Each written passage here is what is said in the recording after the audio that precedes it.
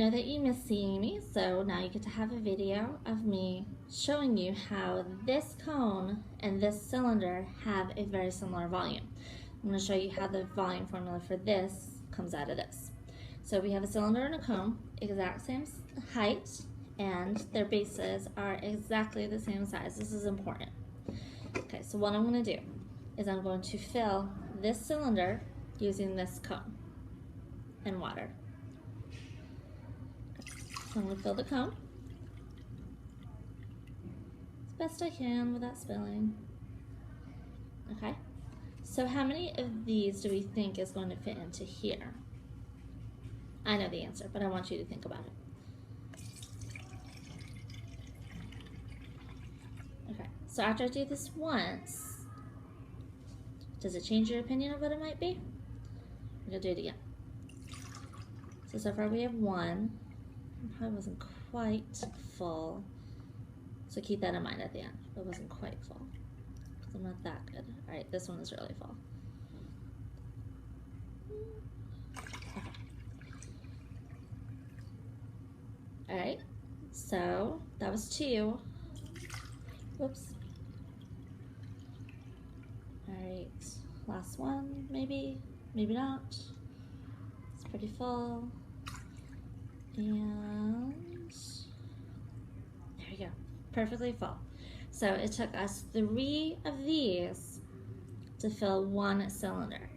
So the volume of this is 3 times the volume of this. So to find this, we would take this formula that we already know, the pi r squared h, and divide it by 3, because it took 3 of these to go into this.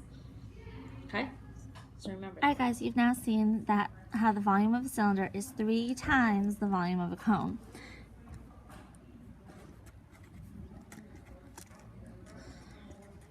The volume of a cylinder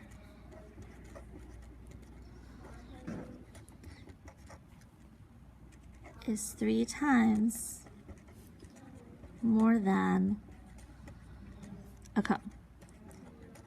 Okay, giving us a formula of volume equals, same volume formula as the cylinder, pi r squared h, but divided by 3, because we can fit 3 cones into one cylinder. So we divide that by 3, because 3 cones fit into a cylinder, and we know when we divide something into something else, it's division, so that's where the third is coming. Okay, so we're going to look at solving a couple of problems using our formula, and just like we did with a cylinder, we are going to identify our radius and our height, and make sure that we point out that pi is 3.14, because that's what we're going to be using. So pi equals 3.14 for all of them. That's going to be constant. We're going to point out the radius and the height in each one of these cones. So in number 1, remember the radius is on the circle. It is always on the circle. This is going to be probably the most difficult part, which is why it's important to identify these first. So it goes halfway across, so we know it's definitely the radius. Here, remember we've got a diameter is going all the way across, and we only want half of that because we only want the radius. Let me draw my line down. So this is a diameter.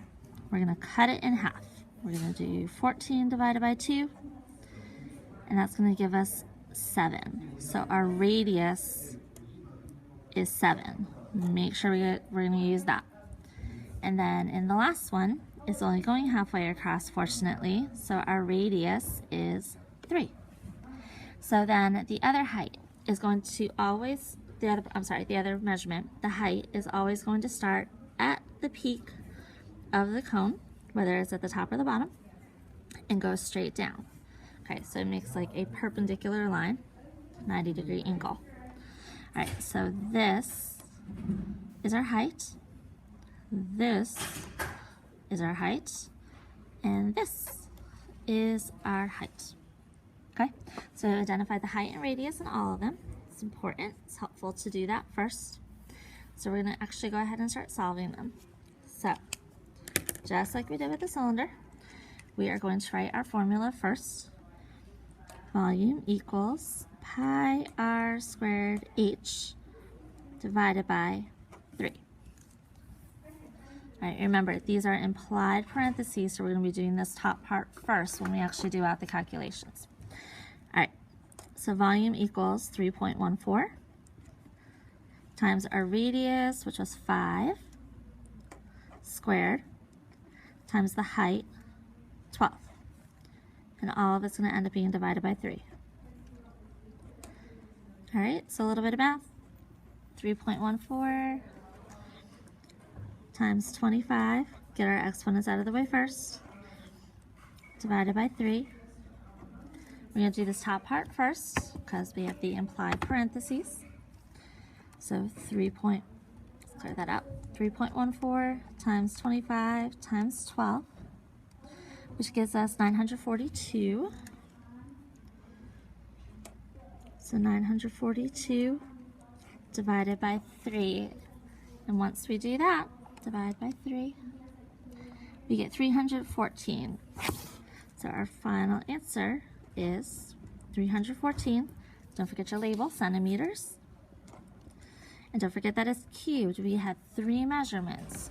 We used the radius again, and we used the height. So 3 measurements that have 3 labels gives us our label cubed. Okay, so recap. Pi r squared h divided by 3. 3.14 for pi, 5 for the radius squared, times 12 for the height, divided by 3. 3.14 times 25, that's our 5 squared, times 12, divided by 3. Top part multiplied together gave us 942, divided by 3. When we divide by 3, we get 314 centimeters cubed. So 314 centimeters cubed. Okay, easy peasy. Okay, so we're going to do the second one. Same way. We're going to write our formula. Volume equals pi times radius squared times the height divided by 3. Our radius, remember, this time is 7, not the 14, because the 14 was a diameter. It went all the way across. And our height is 18. So we always use 3.14 for pi. Radius is 7 squared times the height of 18 divided by 3. We're going to do our exponent. 3.14 times 49 times 18 divided by 3. I'm going to do the top part. 3.14 times 49 times 18 is 2,769 and 48 hundredths. Longer number this time. We're going to divide by 3. So divide by 3. Volume equals 923 1600ths. And we have a label of feet, so feet cubed. All right, pi r squared h divided by 3.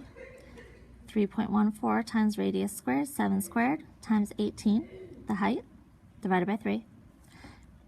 3.14 times 49, that's the 7 squared, times 18, divided by the 3. 2,769.48 divided by 3 gives us 923 and 1600ths feet cubed. 923 and 1600ths feet cubed. All right, so the key to this is making sure that you have the correct measurement substituted into the correct spots. 3.14 for pi, make sure that you have identified your radius as the right thing, and that you have the height as the right thing, because if you end up reversing these two in your formula, you're going to end up with the wrong answer, and that's the most common mistake. So you want to make sure that you have your radius in the right spot. Match your letters, okay? All right, so you're going to pause the video and you're going to do this example. When you're done with this example, you can come back and check your answer.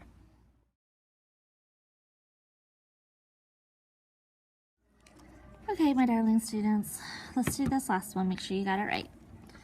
All right, so v equals pi r squared h divided by 3. 3.14 for our pi times 3 squared for our radius times 7 for the height divided by 3. So 3.14 times 9 times 7 divided by 3. And then, let's see, 3.14 times 9 times 7 is 197.82 divided by 3. And divide that by 3 and I get 65 and 94 hundredths. 65 and 94 hundredths meters cubed. All right, pi r squared h divided by 3. Our formula, 3.14 for pi, 3 for the radius, 7 for the height.